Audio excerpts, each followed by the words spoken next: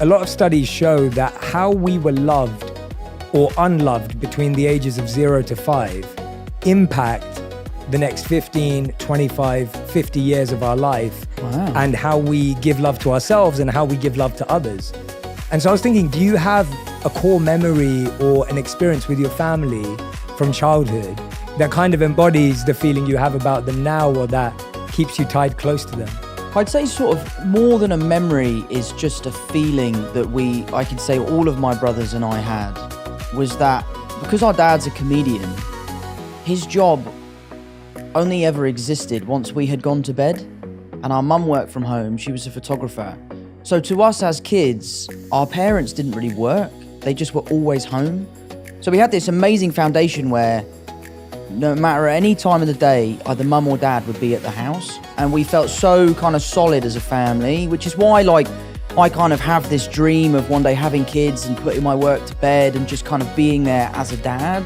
Because I really admire how my dad was around. Being a comedian is a very, very volatile job. The highs and lows are so extreme, and as kids we never saw that. The only version of my dad I ever saw was the happy dad, let's go to the park.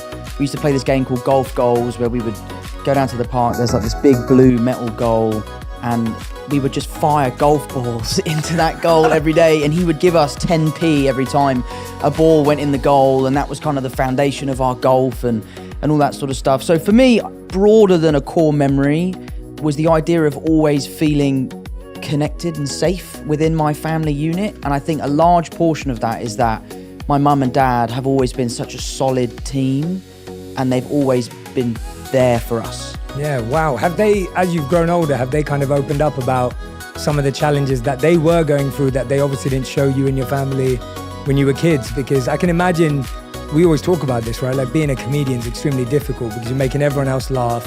At the same time, it's a career path that, like you said, is completely volatile. Sure. Have they opened up as time's gone on? And how has that felt when you've gone from like seeing your parents always being happy to being like, oh wait, there was all this other stuff going on? Absolutely they have. And it's not even sometimes things that they've told us. It's just things that we've grown up to recognise. As a young kid, you're not looking to how's my mum feeling, how's my dad feeling. And now as an older person, those are things I care about. I want to call my mum because I know it will brighten her day. So that's all part of growing up, I guess. So seeing the way in which my dad's job affects him or my dad's job affects my mum is something we've all sort of come to terms with, and he's amazing at it. I mean, to be honest, I say affect, it doesn't really affect anyone. He's so good at handling it, which is a lot of why I feel like I am the way I am. For example, The Crowded Room's come out, the critics absolutely hated it. They thought it was the worst thing they've ever seen, and it doesn't really upset me.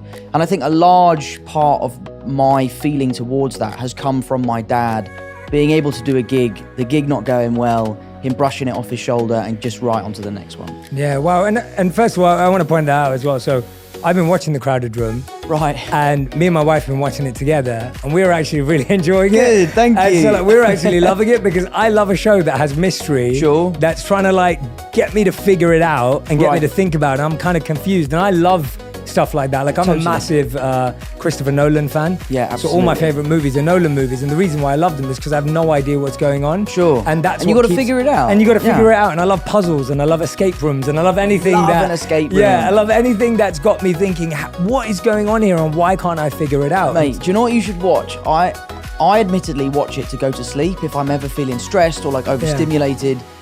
I watch this guy called Chris Ramsey. He's like a YouTube guy. He's a magician, but I just watch him solve puzzles. He buys these Japanese handcrafted puzzle boxes. Wow. And he just solves them. And I've started buying them, and they come to the house and you sit down for 4 hours, put it down, pick it up and try and solve this puzzle, and it's amazing. Are you any good at them? No, I'm terrible at them, mate. I'm absolutely terrible. I've had an unsolved Rubik's Cube since I was like 11. So I watch his videos because there's just something about the sound of the wood. I'm a carpenter, so I love craftsmanship and that sort of stuff. So I love the way that these pieces are put together. So watching him solve the puzzles, I find so relaxing. Yeah, I think for so many of us, getting bad reviews, perceptions, people talking about us, whatever that may be, whatever scale we live at, can actually affect us. Sure. And you saying that actually seeing your dad, seeing him shrug it off and seeing him move on actually really helped him. Do you think that you've been able to create a bit more of a skill around that now, or is it something that happens naturally for you? Because I'm guessing that there's a lot of people who are listening and watching going, Tom, that's pretty amazing that you can do that at your scale and your level. But, I'm still affected by that. Or I really struggle when my mate says something. Like, I know the number one thing I hear is like, most people don't chase their dreams because they're scared of what their mates will say, let alone what the world will say. Yeah, like I had this I was flying back last night, as I was telling you. So I was on a plane from DC to London last night. And the air hostess, she was wonderful. Her name was Jeanette. She said to me, she was like, Jay, I really want to start a YouTube channel, but you just got to block out what your friends are going to say, right? And she was just worried about it. So that it's a very real thing. So I guess, have you kind of figured out a little formula for it? Or is it just natural because you saw your dad and it's become easier that way? I think it's a little bit of both, really. I think it's something you definitely get better at. I'm really lucky that I have an incredibly strong group of friends. Like, one of my best mates just called me up earlier to say he'd seen the 5th episode, and he's like, I know what happens in the show and I'm still loving it. The people I'm watching it with have no idea what's going on, but they can't wait for the next one. Yeah. So, I really, really hold high the opinions of people that I really care about. I'm also really lucky to have an amazing group of fans who are so supportive. They are diehard, they are there day one, and that makes me feel really good. But I do think a lot of my lessons in life have come from my dad, and the ways that he can deal with things that he hasn't done very well in the past, that he's passed on to me. And I live by this really. I don't actually know if Christian Bale did say this, but I think love he Christian did. Bale, so I love Christian we'll Bale. Say he said it. Yeah, we'll say he said it. Yeah. But I think the quote is, if you have a problem with me, text me. And if you don't have my number, you don't know me well enough to have a problem with me. That is so good. And I think that is such a great piece of advice, because as a celebrity, you live on this stage, you live out there, you kind of give out a version of yourself that you want people to see. Mm-hmm. And that can be the version of yourself that they can have a problem with or they can love. And there is I feel like I'm quite authentic in my public persona, but I just try to really care about what my family thinks, what my friends think, what the people in my local community think. I live in Kingston. I know everyone that lives there. I can't walk 5 feet without bumping into one of my mum's friends. So it's something I've been working on.